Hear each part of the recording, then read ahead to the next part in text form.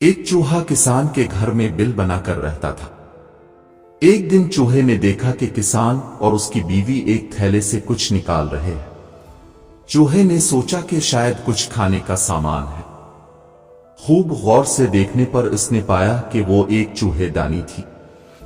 खतरा भांपने पर उसने घर के पिछवाड़े में जाकर कबूतर को ये बात बताई कि घर में चूहेदानी आ गई है।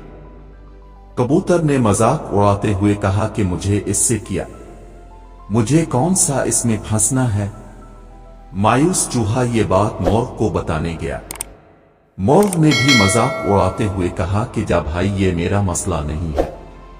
बालाखर चूहे ने जाकर बकरे को भी ये बात बताई, जिसे सुनकर बकरा हंसते हंसते लूटपोट होने लगा और यही कहा कि जा मियां, ये मेरा मसला नहीं है। इसी रात चूहेदानी में उटाक की आवाज हुई, जिसमें एक जहरीला सांप फंस गया था। अंधेरे में उसकी दम को चूहा समझकर किसान की बीवी जब उसे निकालने लगी तो सांप ने इसे डस लिया।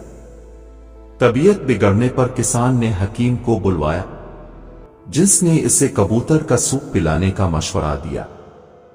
कबूतर अभी बर्तन में उबल ही रहा था कि खबर सुनकर किसान के कुछ रिश्तेदार इयादत को आ पहुंचे, जिनके खाने के इंतजाम के लिए अगले दिन मुर्ग को ज़बह कर दिया गया।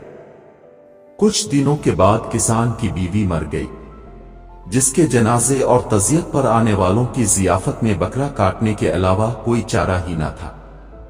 जबकि चूहा तो कब का दौड़ जा चुका था, बहुत दूर। लिहाजा अगली बार अगर कोई आपको अपना मसला बताए और आपको लगे कि ये मेरा मसला नहीं है, तो इंतजार कीजिए और दोबारा सोचिए कि कहीं हम सब खतरे में तो नहीं।